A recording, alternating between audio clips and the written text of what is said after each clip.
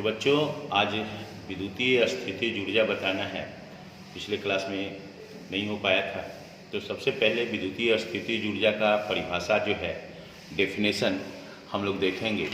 तो विद्युतीय स्थितिज ऊर्जा का परिभाषा होता है कि किसी टेस्ट चार्ज को अनंत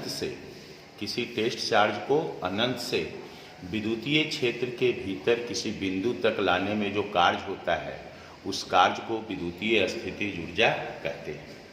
ठीक है, तो यही बता रहे थे कि किसी टेस्ट चार्ज को अनंत से विद्युतीय क्षेत्र के भीतर लाने में किया गया कार्य विद्युतीय स्थितिज ऊर्जा कहलाता है। डेफिनेशन हम लिख दिए थे। अब इसमें दो चार्ज होता है, एक फिक्स चार्ज होता है और एक टेस्ट चार्ज होता है। तो फिक्स चार्ज मतलब समझ रहे हो, जो अपना पोजीशन चेंज नहीं करेगा, और एक टेस्ट चार्ज है जो कि कहीं भी इधर उधर फ्री रहेगा, कहीं भी जाने के लिए स्वतंत्र रहेगा। तो ये कैपिटल Q जो है, ये फिक्स चार्ज है। ये पॉइंट A पे है कोई चार्ज कैपिटल Q, ये कैसा चार्ज है? Fix charge. और यहाँ पे स्मॉल q चार्ज है। ये स्मॉल q चार्ज जो है, ये टेस्ट चार्ज है। स्मॉल q कैसा चार्ज है? Test charge. तो इसका परिभाषा क्या होगा कि परिभाषा से कि इस चार्ज को कहाँ से लाना है हमको? अनंत से। मान लो ये पॉइंट C पे था, तो ये C से इसको यहाँ तक लाना है B तक। तो C को हम इन्फिनिटी मान लेंगे, तो C से B तक लाने में जो कार्य होगा, वही कार्य कहलाएगा विद्युतीय स्थितिज ऊर्जा। अब देखो, A से B का डिस्टेंस R1 = R है, और A से C का डिस्टेंस R2, और इसी R2 को हम इन्फिनिटी मानते हैं। तो C से B तक लाने में जितना कार्य होगा, वो बिंदु B पर का विद्युतीय स्थितिज ऊर्जा हो जाएगा। तो इसके लिए क्या करते हैं, CB के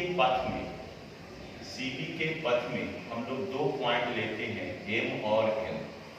इसके बीच का डिस्टेंस dx है, और ये चूंकि दोनों सेम चार्ज है, तो कौन सा फोर्स लगेगा? विकर्षण बल। तो ये विकर्षण बल F है, और बिंदु A से इसका डिस्टेंस कितना है? x। ठीक है, तो पहले हम dx विस्थापन के लिए कार्य निकालेंगे। तो dx विस्थापन के लिए कार्य, तो dx विस्थापन के लिए कार्य कितना होगा? dw। चूंकि विस्थापन छोटा है तो कार्य भी छोटा होगा, तो कार्य बराबर बल गुने विस्थापन, F × dx। अब देखो, बल का दिशा किधर है? दाईं, राइट साइड, और विस्थापन किधर है? Left side. तो दोनों का डायरेक्शन अपोजिट है, तो अपोजिट डायरेक्शन है तो माइनस लगा देंगे। हमको पता है कि जब बल और विस्थापन का दिशा विपरीत होता है तो कार्य ऋणात्मक होता है। कार्य क्या होता है? ऋणात्मक, तो इसलिए माइनस लगा देंगे। अब dw = फोर्स का फॉर्मूला तुम लोग को पता है, Q1 Q2 / 4πε0 x²। Q1 Q2 4πε0 r² पढ़ते थे, r की जगह यहाँ क्या है? x × dx। अब हम इसका इंटीग्रेशन करेंगे, ऑन इंटीग्रेशन। तो इंटीग्रेशन हो जाएगा dw और minus Q1 Q2 / 4πε0 dx / x²। चूंकि x वेरिएबल है, कहां से कहां तक लाना है? C से B तक। तो C का डिस्टेंस क्या है? R2, और B कहां पे है? R1 पे। तो याद रखना कि dx / x² का इंटीग्रेशन -1/x होता है। dx / x² का इंटीग्रेशन -1/x। तो dw का इंटीग्रेशन w, और ये माइनस Q1 Q2 / 4πε0, और dx / x² का इंटीग्रेशन -1/x, R2 से R1। ये माइनस बाहर आ जाएगा, तो माइनस माइनस क्या हो जाएगा? प्लस। तो अब हम लोग इधर देखते हैं, तो देखो, ये जो वर्क है, ये वर्क कितना हो गया? ये माइनस बाहर आ गया तो minus minus plus Q1 Q2 4 pi epsilon not 1/x R2 से R। अब ये जो कार्य होता है यही कार्य स्थितिज ऊर्जा होता है। यही कार्य क्या है? स्थितिज ऊर्जा। और स्थितिज ऊर्जा को U से सूचित करते हैं, कैपिटल U से डिनोट करते हैं। क्या बोल रहे हैं? ये जो वर्क आया कार्य, यही कार्य क्या है? स्थितिज ऊर्जा। और स्थितिज ऊर्जा को किससे डिनोट करेंगे? कैपिटल U से। तो कैपिटल U इक्वल टू ये कैपिटल U पोटेंशियल एनर्जी हो गया Q1 Q2 4 pi epsilon not 1/r1 minus 1/r। अब यहाँ देखो R1 किसके बराबर है? R के बराबर। और R2 टेंड्स टू क्या है? इंफिनिटी। लिमिट पुट कर दो Q1 Q2 4 pi epsilon naught 1/r minus 1/इंफिनिटी। R1 की जगह R रखिए, R2 की जगह इंफिनिटी। अब 1/इंफिनिटी कितना हो जाएगा? 0। 1/इंफिनिटी 0 है तो U equal to Q1 Q2 by 4 pi epsilon not R। यही विद्युतीय स्थितिज ऊर्जा का फॉर्मूला हो गया Q1 Q2 4 pi epsilon not R। ठीक है, फिर हम अभी आगे इसमें बता रहे हैं कि क्या होता है। तो ये फॉर्मूला हो गया Q1 Q2 by 4 pi epsilon not R। हम लोग विद्युतीय स्थितिज ऊर्जा पढ़ रहे थे तो विद्युतीय स्थितिज ऊर्जा का सूत्र आया Q1 Q2 by 4 pi epsilon not R। ये फॉर्मूला हो गया विद्युतीय स्थितिज ऊर्जा का। तो सबसे पहले इसमें हम लोग क्या लिखेंगे कि विद्युतीय स्थितिज ऊर्जा के सूत्र में आवेश को चिन्ह के साथ लिखते हैं। ठीक है, जब हम लोग क्वेश्चन बनाएंगे तो इस फॉर्मूला में आवेश अगर प्लस माइनस है तो उसको चिन्ह के साथ लिखा जाएगा। ठीक है, ये ध्यान रखना। बल और इलेक्ट्रिक फील्ड में क्या होता था? फोर्स और इलेक्ट्रिक फील्ड के फॉर्मूला में आवेश के चिन्ह का प्रयोग नहीं करते थे, लेकिन पोटेंशियल एनर्जी जो है इसके फॉर्मूला में चार्ज के चिन्ह का प्रयोग करेंगे। अब देखो कि अब यहाँ पे है कि विद्युतीय स्थितिज ऊर्जा, नेक्स्ट पॉइंट, कि विद्युतीय स्थितिज ऊर्जा आवेश के पेयर के कारण उत्पन्न होता है। पेयर मतलब जोड़, पेयर के कारण उत्पन्न होता है। देखो सिंगल चार्ज के कारण नहीं होगा, कम से कम दो चार्ज चाहिए तो क्या होगा कि हम लोग उसका पोटेंशियल एनर्जी निकाल लेते हैं। सिंगल चार्ज के कारण कभी भी पोटेंशियल एनर्जी नहीं होगा, जब भी पोटेंशियल एनर्जी होगा तो चार्ज के पेयर के कारण। नेक्स्ट है, यदि किसी सिस्टम में आवेश का एक से अधिक पेयर हो तो सभी पेयर के कारण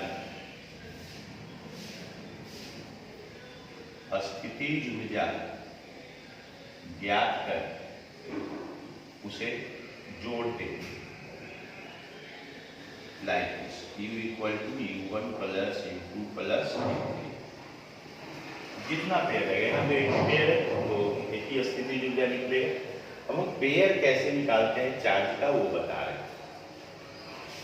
देखो एक बहुत ही जरूरी फॉर्मूला है नंबर ऑफ पेयर, मतलब पेयर का संख्या निकालने का। तो n इंटू n माइनस 1/2, जहां n जो रहता है ये नंबर ऑफ चार्ज होता है, आवेश की संख्या। जैसे सपोज करो कि 3 चार्ज दे दिया Q1 Q2 Q3।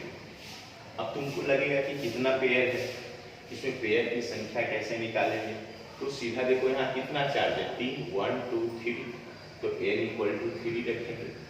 अब नंबर ऑफ पेयर यहाँ से निकालते, तो नंबर ऑफ पेयर कितना हो जाएगा n इंटू n माइनस 1/2, तो n की जगह कितना है 3, तो 3 इंटू 3 माइनस 1/2, तो 3 इंटू 3 माइनस 1 2/2 कितना आ गया 3। तो 3 पेयर होंगे चार्ज, जब नंबर ऑफ चार्ज 3 है तो 3 पेयर होगा। अब 3 पेयर कैसे हुआ, तो एक पेयर होगा Q1 Q2, एक पेयर Q1 Q3 और एक पेयर Q2 Q3, समझा, एक Q1 Q2 का पेयर, एक Q1 Q3 का पेयर और एक Q2। इसी तरह अगर n इक्वल टू 4 ले, n तो समझ लो नंबर ऑफ चार्ज है, तो अगर 4 चार्ज है तो कितना पेयर होगा, तो नंबर ऑफ पेयर, 2 पेयर मत बोलना, n into n minus 1/2, 4 into 4 minus 1/2, that is 4 into 3/2, तो कितना आ गया 6 पेयर होगा। अब कैसे 6 पेयर होगा जो देख लो, जैसे ये Q1 है, Q2 है, Q3 है, Q4 है, तो नंबर ऑफ पेयर कितना आ गया 6। कैसे 6 होगा, देखो एक पेयर ये हुआ, एक पेयर Q1 Q2, एक पेयर Q2 Q4, एक पेयर Q3 Q4, एक पेयर Q1 Q3, तो ये 4 पेयर हुए Q1 Q2, Q2 Q4, Q3 Q4, Q1 और एक पेयर हो जाएगा Q1 Q4, तो 5 हो गया, और एक पेयर हो जाएगा Q2 Q3, तो 6 पेयर हो गए।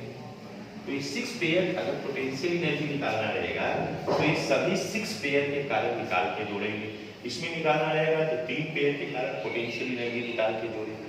ठीक है, समझ में आया? चलो फिर आगे बढ़ते हैं। तो इसको ध्यान रखना है। क्वेश्चन है कि किसी समबाहु त्रिभुज इक्विलैटरल ट्रायंगल के प्रत्येक शीर्ष पर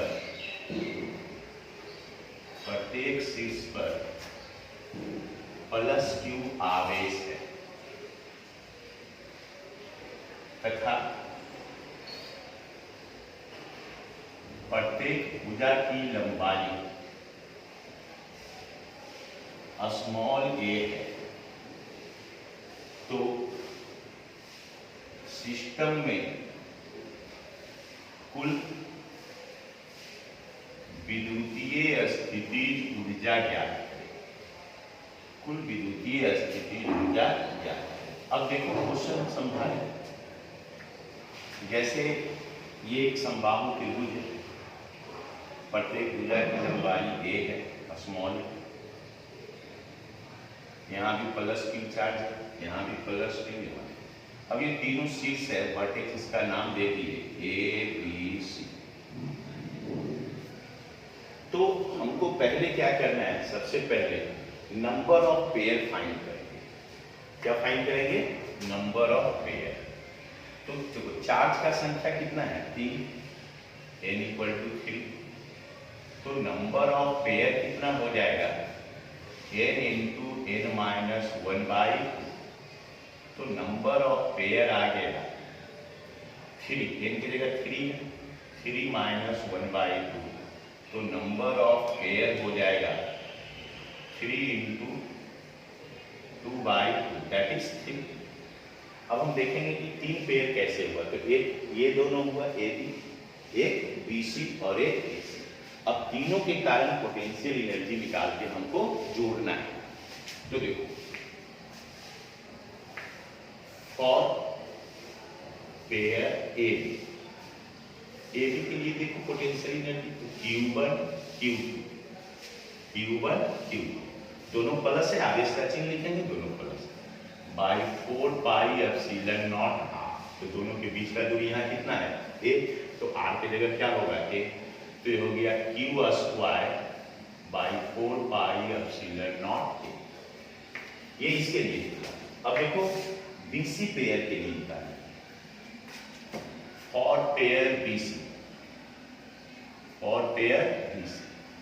तो इसका पोटेंशियल एनर्जी आएगा Q1 Q2 Q ही है, Q1 Q2 by 4 pi epsilon not a, that is Q square 4 pi epsilon not. अब तीसरा पेयर कौन बचाइए, तो फॉर पेयर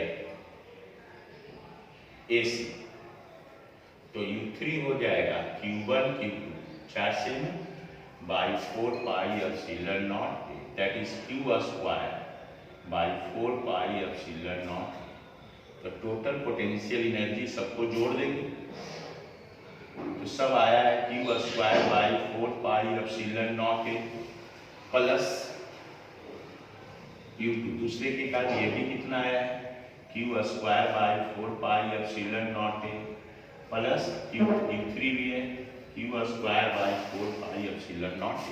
तो टोटल पोटेंशियल एनर्जी देखो तो तीनों को जोड़ोगे तो 3Q square by 4 pi epsilon not ये आंसर हो गया। 4 पेयर रहता तो चारों कारण पोटेंशियल एनर्जी निकाल देते हैं। जनरल टर्म में अगर वैल्यू दिया रहता तो फिर वैल्यू रखते। ठीक है, अभी हम एक प्रॉब्लम देते हैं होमवर्क तुम लोग को बनाने। ये होमवर्क है सिम जैसे कि इलेक्ट्रिक एंगल बनाए कि किसी वर्ग के प्रत्येक शीर्ष पर पॉजिटिव आवेश है तथा प्रत्येक भुजा की लंबाई स्मॉल है तो कुल विद्युतीय स्थिति ऊर्जा निकालिए। तो यही वर्ग हो गया A B C D। प्रत्येक भुजा की लंबाई कितना है A है, यहाँ भी प्लस Q चार्ज है, B पे भी प्लस Q, C पे भी प्लस Q दी। तो कुल स्थिति ऊर्जा निकाल। तो थोड़ा हिंट देख लो, इसमें हम बताया कि कितना पेयर आएगा। फॉर्मूला से निकालोगे तो 6 पेयर आएगा, एक AB का, फिर BC का, फिर CB का, फिर AD का। ये 4 पेयर हुआ और 2 पेयर ऐसे रहेगा डायगोनली विकल्प के रूप में, एक AC और एक BD। तो ये सभी 6 के कारण इलेक्ट्रिक पोटेंशियल एनर्जी निकाल के जोड़ना है। ठीक है, तो ये क्वेश्चन बना के तुम लोग मेरे व्हाट्सएप पे भेज देना।